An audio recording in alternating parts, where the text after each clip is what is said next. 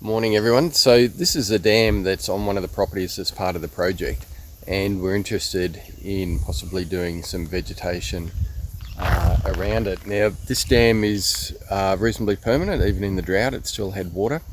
The level is fairly consistent at what it's at now. It will get higher in times of heavy rain. The area that I'm interested in is on the far side over there. Now water birds come and go a lot, so there's not much point just doing a couple one-off surveys here, or single surveys. So I'm going to set up a trail camera or camera trap on the far side and just let it run for a couple of weeks and see what kind of birds are using this site. There's 2 Australasian grebes out there at the moment.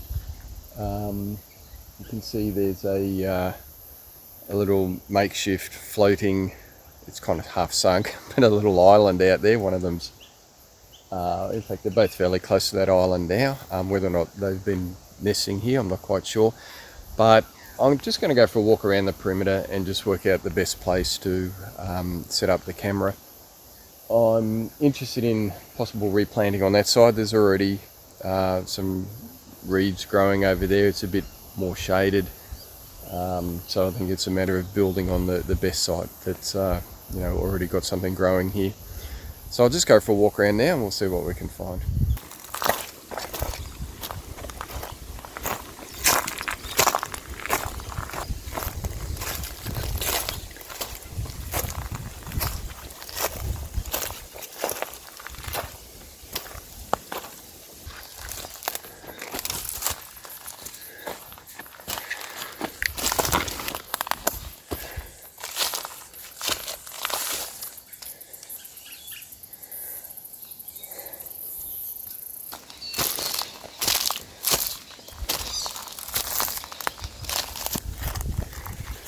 Well, I've been walking around the perimeter, and originally my idea was probably over there looked like the best. I'm interested in this back portion of it, but this kind of, I think, actually opens up a little bit more. The ground's quite hard, and I was going to dig knock a stake in, but I think this coming off one of these trees would be suitable.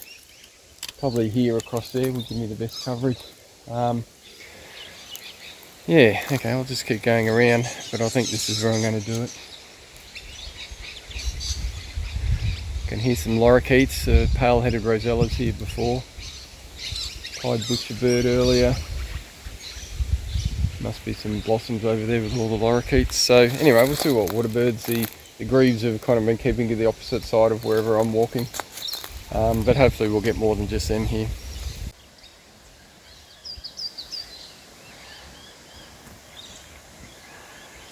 Alright, well, I've got the camera set up here.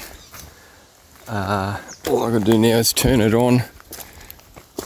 Looking at this section out here, one of those grebes has just dived over there. Now,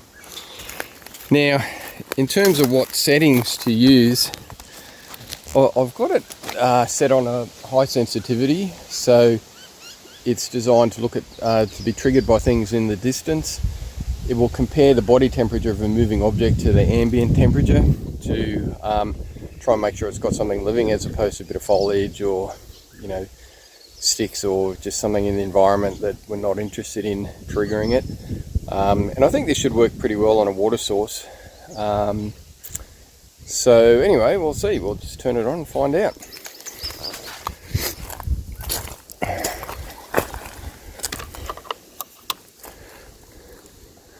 So with all of the settings done, all I just got to do is turn it on there now.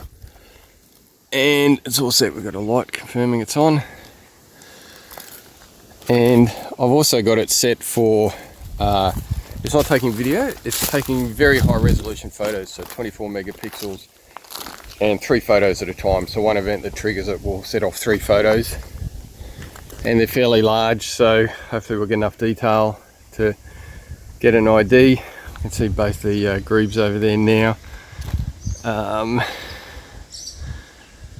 We'll probably get lots of shots of them, no doubt. But anyway, so I'm going to leave it for a few days. Just come back in about 3 days' time, just to make sure it's working properly. and then we'll leave it for a few weeks. So that's the only automated site on this property. The rest are going to be manual surveys in a couple of different habitat types here. So there we go. Tune in a few days and we'll see how that goes.